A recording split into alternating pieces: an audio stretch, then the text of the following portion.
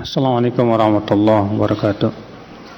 Innal hamdalillah nahmaduhu wa nasta'inuhu wa nastaghfiruh wa na'udzu billahi min shururi anfusina wa min sayyiati a'malina. Man yahdihillahu fala mudilla lahu wa man yudlil fala hadiya lahu. Asyhadu an la ilaha illallah wahdahu la syarika lahu wa asyhadu anna Muhammadan 'abduhu wa rasuluh. Qala Allah Ta'ala fi kitabihil karim, ya ayyuhalladzina amanu taqullaha haqqa tuqatih wa la tamutunna illa wa antum muslimun, amma ba'd. Kita lanjutkan kajian tafsir kita. Kita masuk ayat 207. Allah Ta'ala berfirman, wa minan nas may yashri nafsahu ibtigha'a mardatillah Allahu ra'ufum bil ibad. Wa minan nas, di antara manusia, setelah Allah menyebutkan jenis manusia yang sebelumnya, itu orang-orang munafikin, Allah menyebutkan tentang orang-orang yang beriman. Allah berfirman, wa minan nas, di antara manusia, may yashri nafsahu, ada yang yashri, menjual nafsahu, dirinya, kepada siapa? Itu kepada Allah Subhanahu wa ta'ala. Karena hakikatnya kita ini sedang, istilahnya sedang berjualan ya dengan Allah Subhanahu wa ta'ala, dimana kita jual diri kita dengan harga surga. Kita ingin mendapatkan surga, maka kita jual diri kita kepada Allah Subhanahu wa ta'ala untuk mendapatkan sesuatu yang sangat mulia sekali, itu surga Allah Subhanahu wa ta'ala. Allah mengatakan, wa minan nas, di antara manusia, itu orang-orang yang beriman, may yashri nafsahu, ada yang menjual dirinya, ibtigha'a mardatillah, karena mencari keridhaan Allah Subhanahu wa ta'ala. Wallahu ra'ufum bil ibad, dan Allah itu ra'uf. Ra'uf itu dari kata ra'fah, artinya sangat sayang. Ya. Wallahu ra'ufum bil ibad, dan Allah sangat menyayangi hamba-hambanya.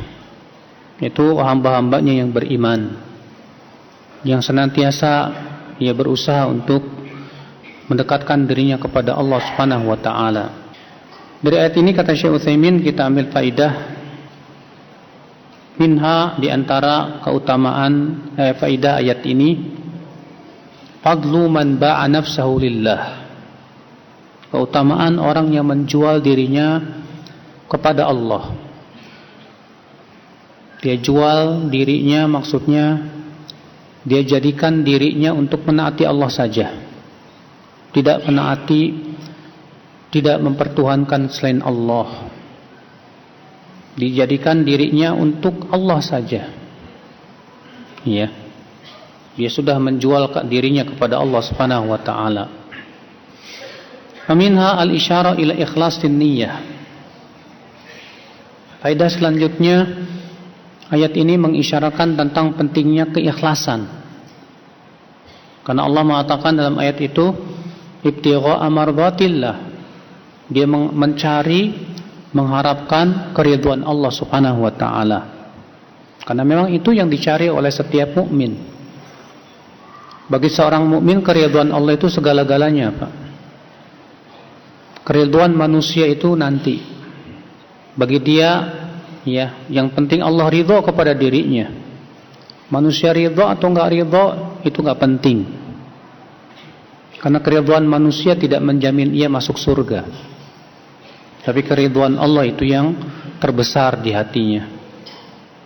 Maka dia berusaha bagaimana caranya agar setiap aktivitas dia mendatangkan keridhaan Allah Subhanahu wa ta'ala.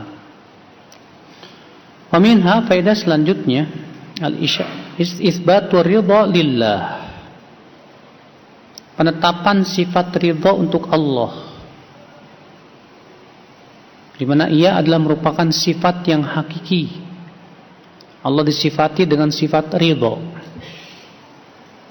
Ya. Dan tentunya sifat ridha ini akhi, ya, tidak ada di dalam 20 sifat yang ditetapkan atau diwajibkan oleh kaum Asy'ariyah. Bagi mereka ini bukan sifat wajib tapi boleh-boleh saja. Ya, padahal semua sifat yang Allah tetapkan dalam Al-Quran dan hadis wajib kita tetapkan. Ya, tidak boleh kita mengatakan boleh bagi Allah punya sifat ini, wajib bagi Allah sifat ini, mustahil bagi Allah sifat ini, hanya dengan akal semata. Karena sikap seperti ini tentunya menunjukkan kita ini kurang ajar sama Allah. Misalkan kita yang menentukan, ya Allah, engkau hanya wajib punya sifat sekian. Ya Allah, engkau boleh punya sifat begini. Ya Allah, engkau enggak boleh punya sifat begini. Ini jelas akhi, ini bukan hak kita. Yang paling tahu tentang sifat Allah adalah Allah Subhanahu wa taala. Wa minha faidah selanjutnya, istihbabu taqdim mardatillah 'ala an-nafs, yaitu mendahulukan keridhaan Allah atas keridhaan diri. Karena yang kita ridhai belum tentu diridhai oleh Allah Subhanahu wa taala. Wa minha faidah selanjutnya itsbatu ra'fati lillah, penetapan sifat ra'fah. Ra'fah itu ya lebih daripada rahmah. Kalau rahmah itu kasih sayang, kalau ra'fah itu lebih sayang lagi. Ya. Wa minha, dan di antara faidah ayat ini kata beliau, umum ra'fatillahi azza wa jal, bahwa ra'fahnya Allah adalah untuk hamba-hambanya, di mana Allah menyayangi hamba-hambanya, baik yang kafir maupun yang mukmin. Adapun yang kafir, kasih sayang yang bersifat apa? Materi saja. Adapun orang yang beriman, kasih sayangnya mendapatkan hidayah, taufik. Demikian pula nikmat dunia juga. Ya. Baik, kita lanjutkan. Allah berfirman di ayat 208. Ya ayyuhalladzina amanu. Kemudian Allah memanggil, hai orang-orang yang beriman. Ini biasanya kata Ibnu Mas'ud, kalau ada ayat mengatakan hai orang-orang yang beriman, biasanya isinya apa? Selalu perintah atau larangan. Ya, kalau enggak perintah, ya larangan. Kenapa? Karena perintah dan larangan itu konsekuensi iman. Orang yang beriman itu artinya orang yang menjalankan perintah Allah dan menjauhi apa? Larangan Allah Subhanahu wa taala, itu iman. Adapun orang yang tidak mau diperintah dan dilarang sama Allah, itu hakikatnya orang yang tidak mau beriman. Maka Allah berfirman, ya ayyuhalladzina amanu, hai orang-orang yang beriman. Apa perintah Allah dalam ayat ini? Udkhulu fis silmi kafah. Masuklah ke dalam Islam kafah, secara keseluruhan. Jangan sebagian-sebagian. Jangan seperti orang Yahudi yang Allah sebutkan dalam ayat yang pernah dulu kita bahas. Afatu'minuna bi ba'dil kitabi wa takfuruna bi ba'd? Apakah kalian ini mengimani sebagian Alkitab dan kalian kafir kepada sebagiannya? Maka Allah menyuruh orang-orang yang beriman kalau masuk Islam secara keseluruhan. Jangan masuk Islam sesuai dengan selera saja. Jangan masuk Islam hanya setengah-setengah saja. Tidak. Ya. Kewajiban kita menjalankan perintah Allah, menjauhi larangan Allah keseluruhan. Ya. Jangan sampai misalnya akidahnya saja, ibadahnya enggak. Atau ibadahnya saja tapi akidahnya enggak. Ya, atau akidah sama ibadahnya aja tapi muamalahnya enggak. Muamalahnya ternyata sistemnya ribawi. Muamalahnya ternyata lebih mengikuti ekonomi barat yang menghalalkan segala cara. Oh, saya kalau gitu akidah, ibadah, muamalah, tapi akhlaknya enggak. Nggak bisa seperti itu. Kita wajib masuk ke dalam Islam itu secara keseluruhan, baik akidah, ibadah, muamalah, demikian pula akhlak dan seluruh dalam sisi-sisi hidup kita. Ya, wajib. Kita harus memperlihatkan jati diri Islam kita dalam pakaian kita, di dalam lahiriah kita. Perlihatkan bahwa kita seorang muslim. Ya, terlihat pada diri kita ya bahwa kita ini seorang muslim dalam penampilan kita dan yang lainnya. Ya ayyuhalladzina amanu dkhulu fis silmi kaffah. Wahai orang-orang yang beriman, masuklah kalian ke dalam Islam. Di mana Islam dari kata al-istislam, artinya menyerahkan diri kepada Allah secara lahir dan batin. Itulah Islam. Ya. Artinya jadilah kamu orang yang menyerahkan dirimu hanya kepada Allah saja. Dengan cara kamu masuk Islam dan menjalankan semua yang telah Allah aturkan dalam agama Islam ini. Wala tattabi'u khutuwati syaitan. Dan jangan kamu mengikuti langkah-langkah apa? Setan. Artinya kalau kamu tidak masuk ke dalam Islam secara keseluruhan, berarti kamu mengikuti langkah-langkah syaitan. Karena langkah syaitan itu Pak selalu bertabrakan dengan apa? Perintah Allah Subhanahu wa taala. Innahu lakum aduwwum mubin. Sesungguhnya setan itu adalah musuh yang nyata untuk kalian. Ya, Allah mengatakan setan itu musuh, jangan dijadiin teman. Hanya Allah mengatakan fattakhidhuhu aduwwa, jadikan setan itu sebagai musuh. Ya, karena setan itu senantiasa berusaha untuk menyesatkan manusia, pasti itu. Kita ambil faidah kata Syekh Utsaimin rahimahullah min fawaidil ayah, fadlul iman, keutamaan iman. Di mana Allah mengatakan ya ayyuhalladzina amanu, hai orang-orang yang beriman. Dan sudah pernah kita sebutkan ya, iman itu apa? Keyakinan dengan hati, ucapan dengan lisan, amalan dengan anggota badan, bertambah dengan ketaatan dan berkurang dengan kemaksiatan. Tuh lihat, iman itu ya 5. Yang pertama tadi apa? Keyakinan dengan hati. Yang kedua apa? Ucapan dengan lisan. Yang ketiga apa? Mengamalkan dengan anggota badan. Kemudian bertambah dengan ketaatan, berkurang dengan kemaksiatan. Ini iman yang diyakini oleh ahlus sunnati wal jamaah. Adapun iman yang dipahami oleh orang murjiah apa? Bahwa iman itu menurut mereka cukup ucapan dengan lisan saja.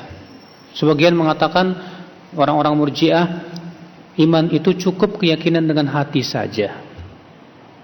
Sebagian lagi mengatakan orang-orang murjiah iman itu cukup dengan keyakinan hati dan ucapan lisan saja.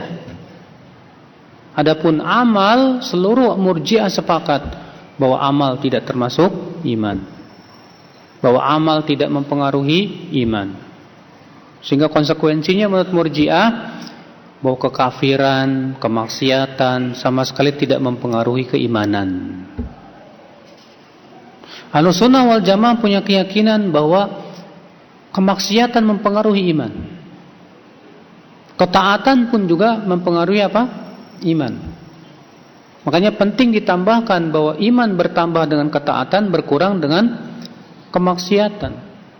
Karena murji'ah tidak beriman kepada yang ini. Murji'ah tidak pernah mengatakan iman bertambah dan iman berkurang, enggak ada. Dalam kamus murji'ah enggak ada itu, Pak. Makanya Abdullah bin Mubarak berkata, siapa yang meyakini iman itu bertambah dan berkurang, sungguh ia telah keluar dari murji'ah dari awal sampai akhir. Karena keyakinan murji'ah itu iman itu satu. Iya. Ikhwata Islam, azani Allah wa iyyakum.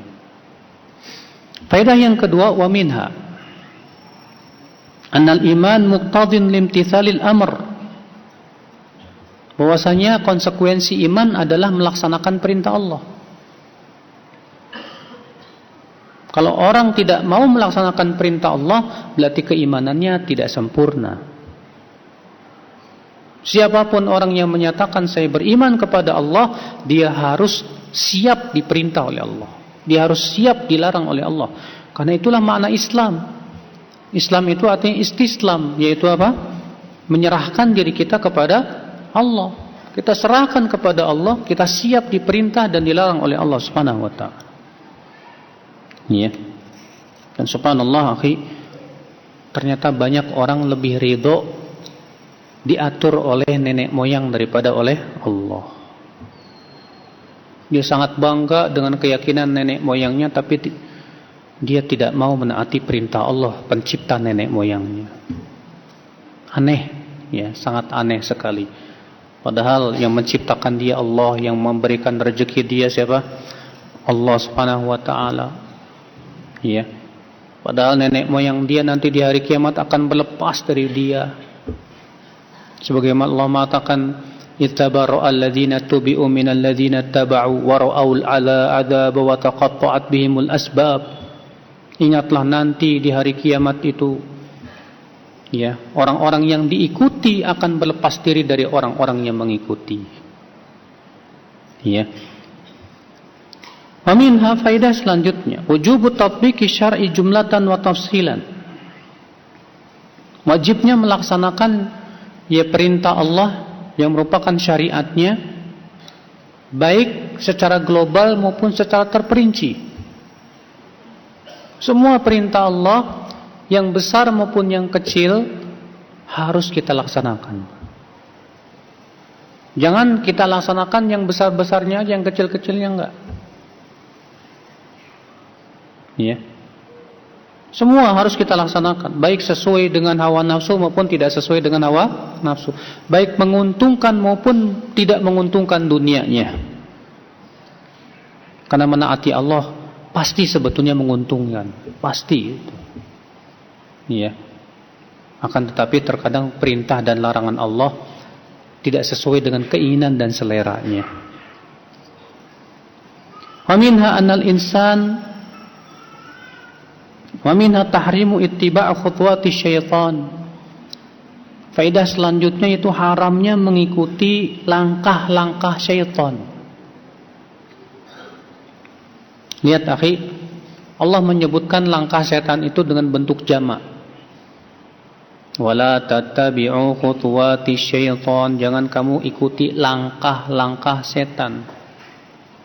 Kenapa? Karena setan itu menyesatkan manusia tidak dengan satu langkah, Pak, tapi dengan banyak langkah, dengan banyak cara supaya bagaimana si hamba itu sesat. Dan Ibnu Qayyim menyebutkan di antara langkah setan apa? Ya, setan berusaha menjerumuskan kita kepada syirik. Demikian pula berusaha menjerumuskan kita kepada bid'ah. Demikian pula berusaha menjerumuskan kita kepada maksiat besar. Ya, kalau ternyata masih kuat, dia meninggalkan maksiat besar, diseret kepada maksiat kecil. Iya. Demikian pula di antara langkah setan dijadikan seseorang sibuk dengan yang mubah-mubah.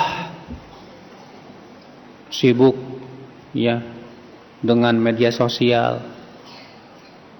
Sibuk dengan game. Itu semua termasuk apa? Khutuwatu syaitan, ya akhi. Langkah-langkah setan itu semuanya. Ya. Demikian pula termasuk langkah syaitan, ya akhi. Kita disebutkan dengan amalan yang tidak utama untuk meninggalkan amalan yang lebih utama. Dan berusaha berbagai macam pintu yang dimasuki oleh syaitan. Syaitan masuk dari pintu pikiran kita, supaya kita memikirkan yang enggak-enggak. Sebagaimana Rasulullah bersabda, ya'ti syaitan ila ahadikum, setan akan datang kepada salah seorang dari kamu. Fayaqul, lalu setan berkata, man khalaqa kada, siapa yang menciptakan ini? Allah. Siapa yang menciptakan itu? Allah. Siapa yang menciptakan ini? Allah. Terus siapa yang menciptakan Allah? Iya. Kata Rasulullah, kalau sudah sampai situ berhenti, langsung ucapkan amantu billah. Nah, dari pintu pikiran, Pak. Setan juga masuk dari pintu syahwat. Ya, syahwat berupa harta, syahwat berupa wanita, syahwat berupa tahta. Setan juga masuk dari pintu sifat-sifat manusia. Sifat manusia senang dipuji, sifat manusia yang merasa bangga dengan sesuatu, sifat manusia yang terkadang suka putus asa. Nah, ini pintu-pintu setan dimasuki. Ini semua khutuwati syaitan. Ya, langkah-langkah apa? Setan. Makanya setan itu menyesatkan seorang hamba itu sedikit demi sedikit, dikit-dikit gitu. Dan terkadang setan itu memberikan kata-kata kebenaran dalam rangka supaya dia jatuh kepada kesesatan. Ya. Seorang pemuda dibisiki supaya dia mendekati seorang wanita dengan alasan dalam rangka dakwah. Udah dakwahi aja, akhi. Iya. Mulai dia kirim SMS, assalamualaikum ukhti. Iya. Nah, ini sampai ada anekdot katanya, kalau suara kucing meong, kalau suara anjing bukuk, kalau suara buaya assalamualaikum ukhti. Itu suara buaya, Pak. Ya. Baik, kita ambil faedah selanjutnya. Kata Syekh Utsaimin rahimahullah, wa min fawaidil ayah tahrimut tashabbuh bil kuffar. Haramnya menyerupai orang-orang kafir dalam perkara-perkara yang tentunya itu khusus untuk mereka. Kenapa? Li'anna a'malal kuffar min khutuwati syaitan, karena ini termasuk apa? Langkah-langkah setan. Ingat, akhi, ya, yang namanya tasyabuh sudah sering saya bahas. Disebut tasyabuh itu kalau kita menyerupai orang-orang kafir dalam perkara yang itu khusus untuk mereka dan ciri mereka. Adapun kalau itu bukan kekhususan mereka dan bukan ciri mereka, boleh, nggak apa-apa. Tidak semua yang berasal dari orang kafir kita tidak boleh melakukannya.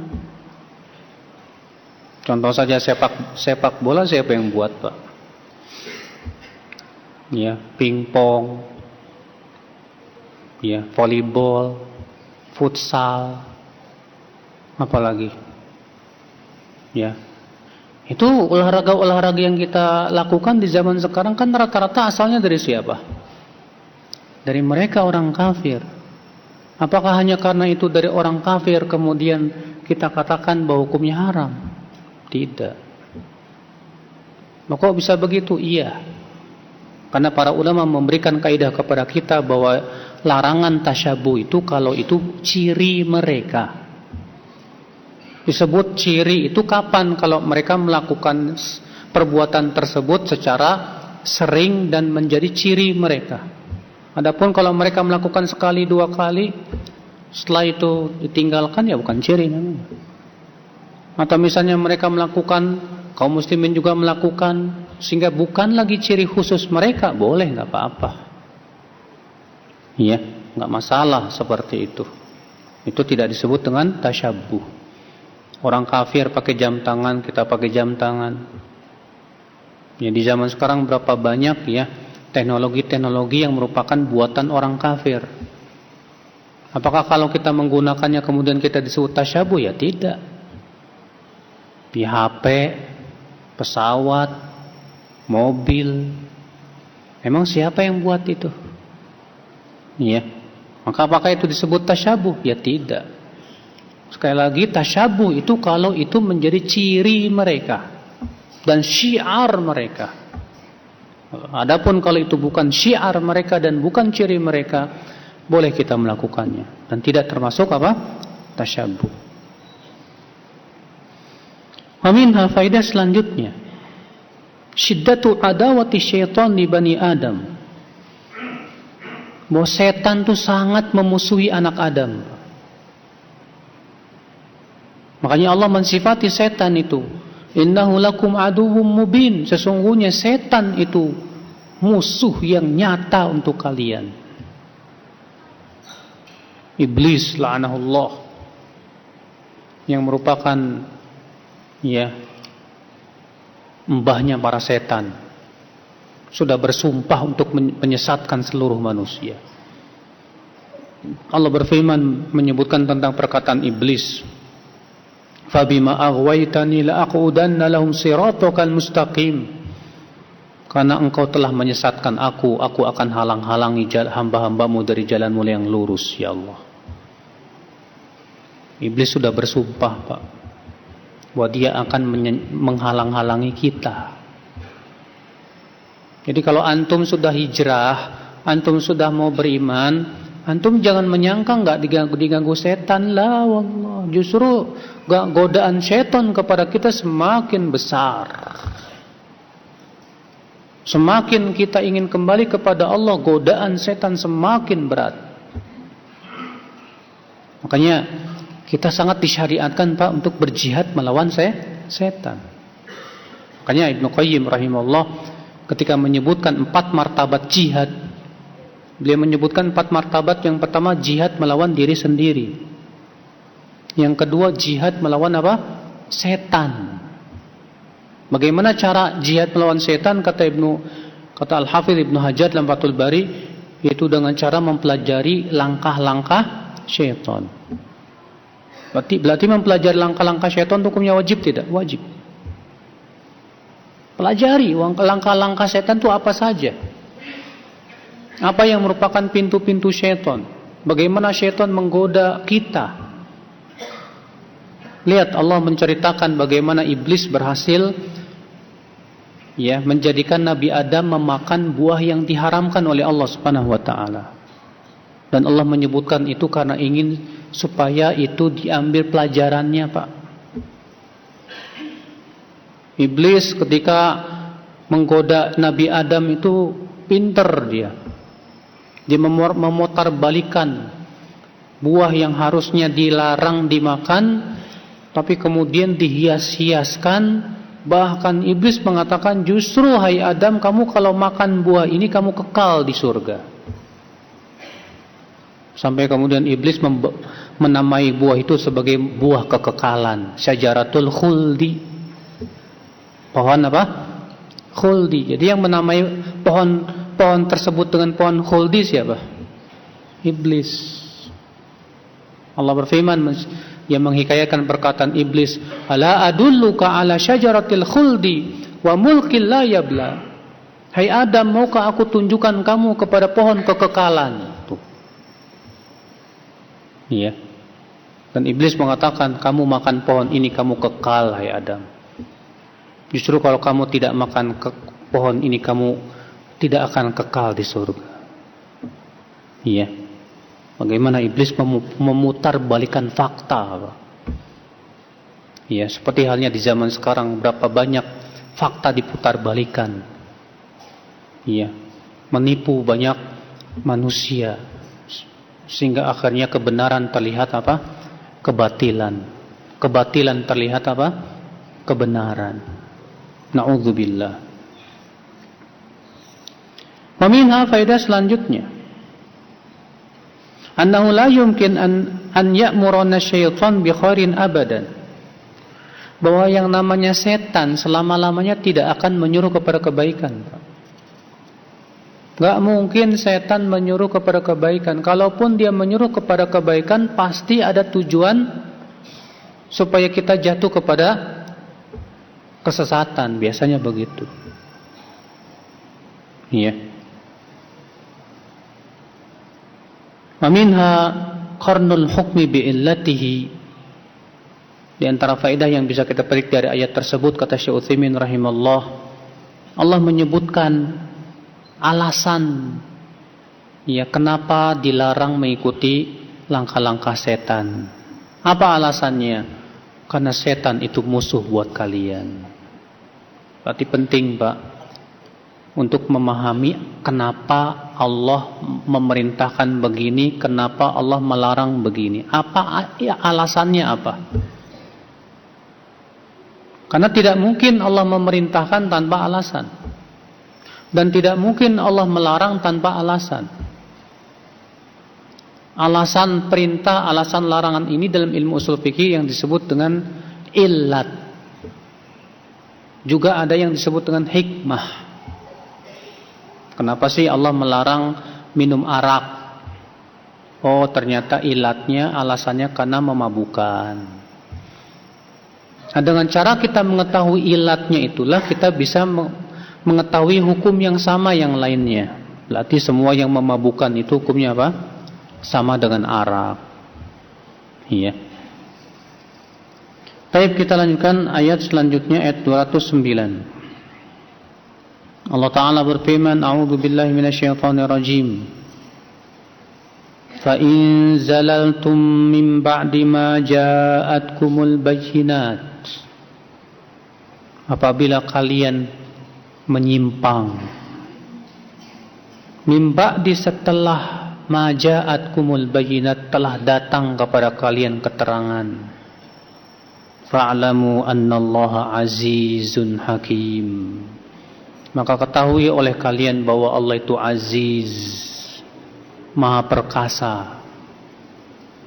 Yang berkonsekuensi karena Allah itu aziz, berarti siksanya sangat keras. Hakim artinya bijaksana, menempatkan segala sesuatu pada tempatnya. Artinya kalau Allah mengadab kalian pun, Allah adab bukan karena Allah menzalimi kalian, tapi Allah mengazab kalian karena keadilan yang Allah tegakkan kepada kalian.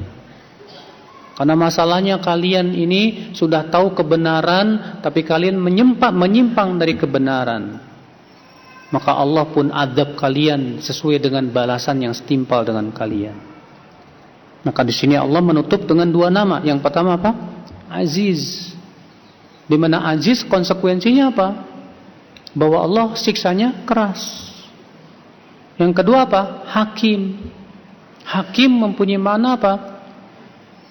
Hikmah, bijaksana. Artinya ketika Allah memberikan siksa, tetap Allah itu adil dan bijak. Allah memberikan siksa tidak zalim sama sekali. Ya, tidak seperti manusia. Kalau manusia terkadang memberikan sanksi, tapi ternyata zalim dia dalam sanksinya tersebut. Ya. Faedah ayat ini, akhi, kata Syekh Utsaimin, min fawaidil ayah al-wa'id ala man zalla min ba'di qiyamil hujjah alaih. Ancaman bagi orang yang menyimpang setelah tegaknya hujjah. Setelah sampai keterangan kepada dia, tapi ternyata dia menyimpang, maka orang seperti ini terancam, ya akhul Islam, azan ya Allah. Ya. Maka Allah katakan, fa in zalaltum, jika kalian menyimpang. Kapan? Setelah datang kepada kalian apa? Peringatan. Berarti Pak, ya, ini menunjukkan bahwa penyimpangan yang tidak dimaafkan oleh Allah itu setelah datang apa? Hujjah. Adapun selama belum datang hujjah, mafhum mukhalafah dari ayat ini apa? Kalau belum datang keterangan, bisa jadi Allah masih maafkan. Dan ayat ini membantah orang yang mengatakan tidak ada uzur dalam kejahilan. Karena Allah tegas mengatakan demikian, jika kalian menyimpang setelah datang kepada kalian keterangan, ya, maka sesungguhnya Allah Maha Aziz, Maha Perkasa, lagi Maha Bijaksana. Ya. Waminha faidah selanjutnya, anna Allah Ta'ala aqama al-bayyinati lil ibad. bahwasanya Allah pasti menegakkan keterangan kepada hamba-hambanya. Makanya Allah kirimkan para nabi, kirimkan para rasul. Ya. Karena Allah sudah mengirimkan para nabi, mengirimkan para rasul, menurunkan kitab-kitab suci dalam rangka apa coba? Dalam rangka menegakkan hujah kepada manusia. Ya. Sehingga nanti di hari kiamat tidak ada alasan lagi dia mengatakan ya Rabb. Ya. Pasti Allah akan tanya, kenapa kamu tidak beriman? Bukankah sudah datang kepada kamu pemberi peringatan? Makanya Allah mengatakan dalam surat Al-Mulk itu, kullama ulqiya fiha faujun sa'alahum khazanatuha alam ya'tikum nadhir. Setiap kali sekelompok manusia itu dilemparkan ke dalam api neraka, maka malaikat penjaga api neraka berkata, bukankah sudah datang pemberi peringatan kepada kalian? Qalu bala, mereka berkata benar. Fakadzabna, maka kami pun mendustakannya. Udah datang kok peringatan kepada kalian. Iya. Maka ya akhal Islam azani Allah wa yakum. Tidak mungkin Pak Allah membiarkan manusia di atas kebodohan tanpa menurunkan kitab suci. Makanya kalau dikatakan kebodohan tidak menjadi uzur tidak berikan uzur dalam kejahilan, lalu buat apa Allah menurunkan para nabi dan rasul kalau bukan untuk menegakkan apa? Ya, hujah kepada manusia. Adanya penegakan hujah berupa para nabi, para rasul, diturunkan kitab-kitab, itu menunjukkan ya bahwa Allah ingin menegakkan hujah kepada manusia. Maka siapa yang menyimpang setelah dia tegak hujah kepada dia, maka dia yang berhak untuk mendapatkan apa? Sanksi dari Allah Subhanahu wa taala. Ikhwata Islam azani Allah wa iyyakum. Ya.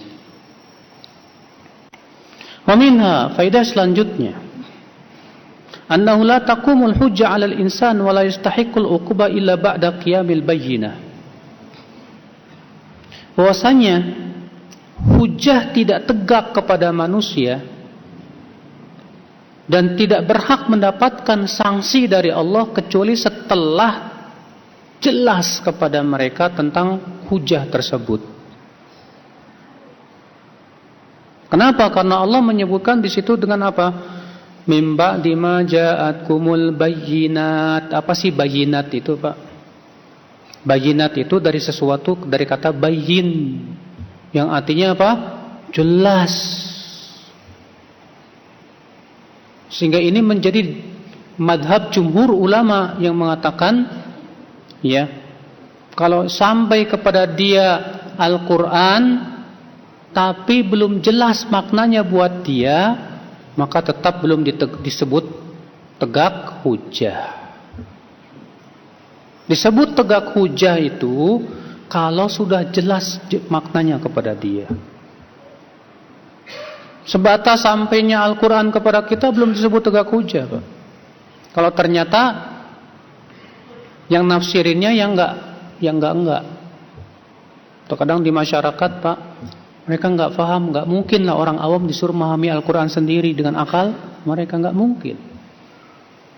Dan ternyata yang menafsirkannya seorang ajengan yang punya pemikiran sesat. Dia tafsirkan ayat itu dengan akalnya, Pak. Sehingga akhirnya ayat Al-Quran dipahami dengan pemahaman yang tidak benar. Maka yang sepatutnya diberikan udzur karena kejahilannya, karena ketidakfahamannya. Ya. Ikhwatal iman azani Allah wa iyyakum. Maka ya akhi, kata beliau bahwa hujah tidak tegak kepada manusia kecuali setelah ya jelas kepada mereka. Setelah jelas. Sekarang kalau antum nasihatin teman antum misalnya orang Jawa, antum nasihatin pakai bahasa Papua. Kemudian antum berkata, saya sudah nasihatin dia. Emang dia paham? Enggak. Kalau enggak paham berarti sudah tegak hujah begitu? Belum. Disebut tegak hujah itu kalau sudah apa? Sudah kita pahamkan jelas, makanya disebutkan bayyinah. Iya. Meminta faedah selanjutnya, wujubul iman bi asma'illah. Wajibnya mengimani nama-nama Allah secara keseluruhan. Iya. Wa ma tadammathum min sifat. Demikian pula yang terkandung dalam nama-nama Allah berupa sifat-sifat Allah Subhanahu wa taala.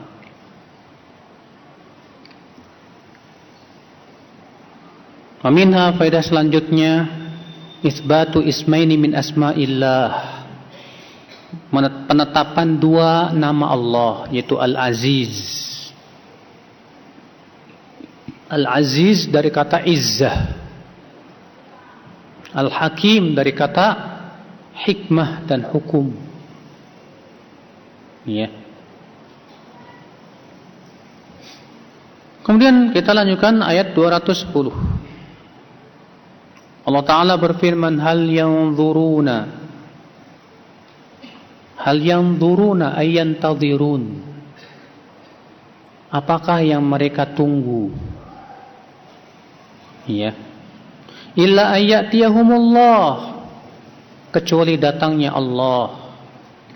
Fi dhulalin minal ghamami wal malaikatu wa qudiyal amr. Ya. An ya'tiyahumullahu nafsahu. Artinya apa yang mereka tunggu kecuali datangnya Allah Subhanahu wa taala. Fi dhulal, fi di sini mempunyai makna ma'a, bersama. Ya. Ay musahiban li hadhihi dhulal wa inma akhrajnaha min al-asl alladhi huwa dharfiyah. Artinya kami di sini kata fi di sini mempunyai makna apa? Ya, ma'a, bersama. Ya. Fi dhulalin minal ghamami wal malaikatu. Ya. Kata beliau, hadhihi dhulal muhitah billahi jalla wa ala. Dhulal jamak daripada dhullah, naungan. Ya, meliputi ya Allah Subhanahu wa taala. Dan ini tidak mungkin, kata beliau, kalau maknanya bahwa fi di sini, kata beliau, artinya di dalam. Sebab kalau dikatakan Allah berada di dalam, berarti Allah apa? Diliputi. Dan ini tidak mungkin. Berarti fi di sini mau tidak mau maknanya apa? Ma'a, bersama. Baik, kita lanjutkan nanti insyaallah pada pertemuan yang akan datang. Subhanakallah bihamdik, asyhadu an la ilaha illa anta, astaghfiruka wa atubu ilaik. Assalamualaikum.